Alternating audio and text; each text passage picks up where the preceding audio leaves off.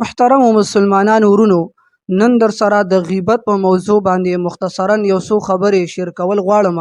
برای مهرباني وکړئ راځئ دغه ویډیو موږ سره مکمل په اخلاص سره تر پایه پورې وګورئ. ډیره امپارټنټ ویډیو ده محترمو.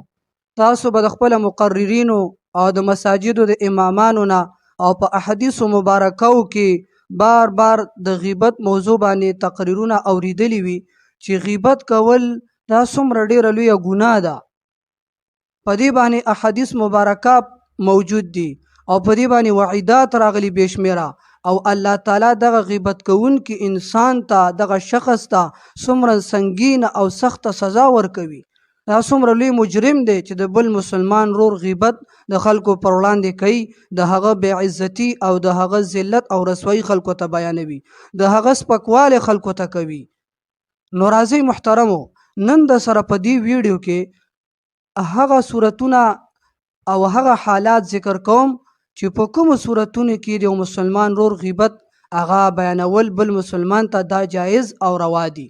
نو راځئ د حضرت مولانا طارق مسعود صاحب دا بیان را سره مکمل تر پایه پورې وګورئ. غیبتیں آج کل اسی نیت سے ہوتی ہیں. بعض صورتوں میں غیبت جائز ہے. آپ کسی کی برائی کسی کے سامنے کرتے ہیں تاکہ اگلا اس سے ہوشیار رہے، اور برائی بھی وہ والی کرتے ہیں جس سے اس کو نقصان ہو سکتا تھا. یہ نہیں کہ سارا ہی کچا چھٹا کھول کے رکھ دیا اس کا. مثال کے طور پر ایک آدمی لین دین میں 2 نمبر ہے. لین دین میں کیا ہے؟ 2 نمبر.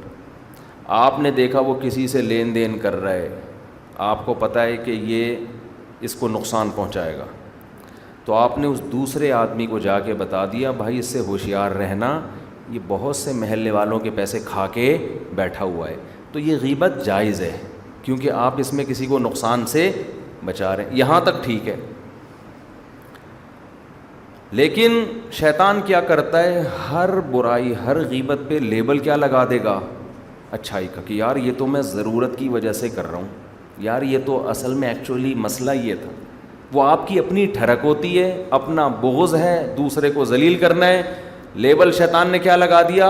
معاشرے کی ضرورت، سوسائٹی کی ضرورت. وہ اپنی ٹھڑک پوری کر رہا ہے آدمی.